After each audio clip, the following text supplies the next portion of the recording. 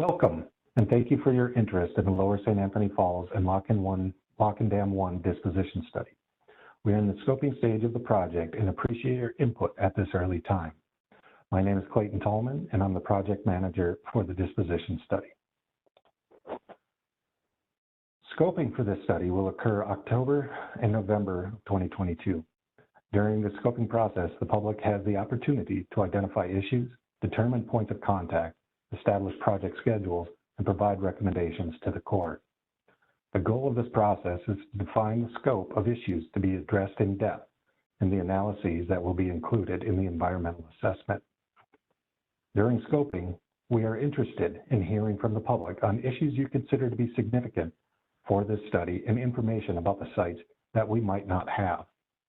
Following this initial scoping, the Corps will publish a summary of the comments on our website, and we'll consider these comments and input as we progress the study. To facilitate waterborne commercial navigation, Congress directed the construction of Lock and Dam 1 in 1917, Lower St. Anthony Falls Lock and Dam in 1956, and Upper St. Anthony Falls in 1963. The U.S. Army Corps of Engineers built these three lock projects and continue to operate and maintain them today. This study is focused on Lower St. Anthony Falls and Lock and Dam 1.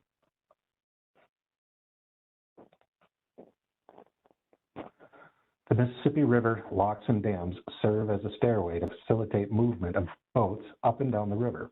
As you can see on the diagram, these two locks and dams are in the upper end of that stairway. Lower St. Anthony Falls and Lock and Dam 1 were constructed for the primary purpose of navigation. Both sites serve a secondary purpose of recreation and support hydropower generation. In 2014, Congress directed the closure of Upper St. Anthony Falls Lock. Following that closure, the Corps began a disposition study of the three Twin Cities locks and dams. Further direction from Congress resulted in separating the Upper St. Anthony Falls study from the other two locations. Lower St. Anthony Falls and Lock and Dam 1 disposition study is being resumed now in 2022. Please note that we did scoping in 2018, and a copy of that scoping document is available and can be found on our website. What is the purpose of a disposition study? We must determine if there is a federal interest in continuing to own and operate the sites. That is, are there benefits to the nation for the Corps continued operation of the locks and dams? And if not, is there a viable disposal alternative? Could the locks and dams be transferred out of Corps ownership to a local, state, or federal agency or other entity? Lower St. Anthony Falls was authorized by Rivers and Harbors Act of 1930 and 1937, and construction was completed in 1956. Its location is downtown Minneapolis, adjacent to the 35W bridge. In addition to the land, the study will look at the lock, dam, and their supporting buildings. The Corps shares the Lower St. Anthony Falls site with a private hydropower company. Lower St. Anthony Falls remains open to navigation. It is primarily used by recreational boaters who portage around Upper St. Anthony Falls or by commercial passenger boat. Lower St. Anthony Falls is the most expensive site to operate and maintain because the Corps operates the movable dam gates 24/7. All gates must be kept free of ice in the winter to avoid damaging the equipment. There are several facilities upstream, including the hydropower plants, the University of Minnesota Steam Plant, and St. Anthony Falls Hydraulics Laboratory that could be affected if the Corps did not operate the dam gates at Lower St. Anthony Falls. The Corps continues to perform routine maintenance and security. Lock and Dam 1 was authorized by Rivers and Harbor Act of 1910 and constructed in 1917. The lock was modified when the 9-foot channel was authorized in 1930. The hydropower plant was completed in 1924 by the Ford Motor Company. Its location is in South Minneapolis, Southeast St. Paul, adjacent to the Ford Parkway Bridge. In addition to the lands, the study will look at the locks, dam, and their support buildings. The Corps shares the Lock and Dam 1 site with a private hydropower company. Lock and Dam 1 remains open to navigation. It is primarily used by recreational boaters or by commercial passenger boats. The Corps continues the operation of the lock and dam and perform routine maintenance and security. The dredging required to maintain the navigation is still performed periodically, but due to decreased use, it is a lower priority area. The channel markers were removed by the U.S. Coast Guard in early 2018. The 9-foot navigation channel is authorized throughout the Twin Cities up to the old Minneapolis Harbor. Historically, dredging has been required to maintain the channel, but with lower use, dredging has decreased.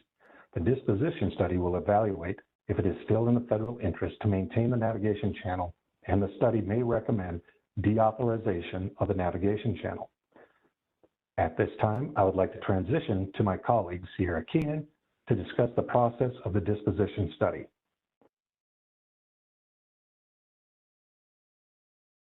Thank you, Clay. My name is Sierra Keenan. I'm the lead study planner on this disposition effort. The disposition study process will follow our standard planning process. The study team will begin by gathering information to identify problems, opportunities, objectives, and constraints. The study team will then develop and evaluate and compare alternatives before making a recommendation. There are many different scenarios that will be considered, ranging from no action to full disposal to a new purpose for the locks and dams, or different combinations of these scenarios between the two sites. The study may result in different recommendations for Lower St. Anthony Falls and Lock and Dam 1. After gathering input during this scoping phase and developing the different scenarios, each alternative will be evaluated with consideration to the costs, benefits, and effects to the environment. After comparing alternatives and evaluating environmental effects, the Corps will make a recommendation. The recommendation will be summarized in a draft report, and this will be provided for public review and comment. The input gathered from the public at that time will be incorporated into the report, and the final report and recommendation will be sent to Congress. If disposal of part of or all of one or both of the sites is recommended, the disposal of federal property follows a specific procedure and is carried out by the General Services Administration. We are currently at the beginning of our study process, and the team is conducting scoping.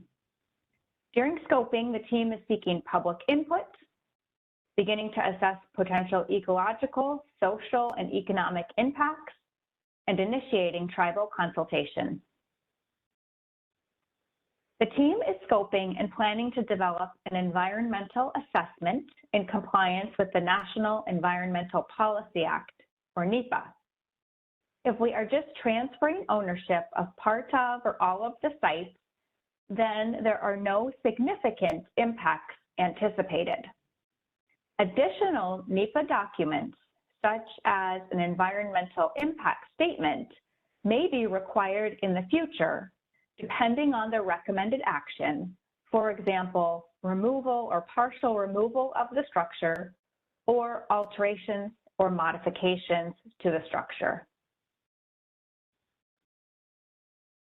We're here at the beginning of the study process, conducting scoping and gathering public input. If deauthorization and disposal is warranted, the Corps will prepare a report with recommendations and pass it along for congressional action. The public will have the opportunity to review and comment on the draft report. Report approval by the Corps of Engineers would occur no sooner than 2025, and at that time, the report would be sent to Congress. Congress must pass legislation to deauthorize the project's purpose and authorize disposal of the property. Federal property disposal is carried out by the General Services Administration. The study schedule is shown on this slide, with study initiation and scoping occurring now in fall 2022. Next, the team will conduct the disposition study, incorporating the public input gathered during scoping and gathering additional data. Over the next 2 years, our team will develop the draft report and environmental assessment. There will be opportunities for the public to review and comment on the draft report before it is finalized and sent to Congress. If you'd like to learn more, please visit our website and consider attending one of the public open house scoping meetings scheduled for October 2022. You can also stay informed by following the St. Paul District on our social media platforms, including Facebook and Twitter. Comments for the Lower St. Anthony Falls and Lock and Dam disposition study must be submitted in writing and can be emailed to the MPLS Locks Disposition at usace.army.mil. They can also be submitted by mail. A mailing address can be found on our website. Scoping comments in writing are due by November 25th, 2022. Thanks again for your interest in the study, and we appreciate your engagement.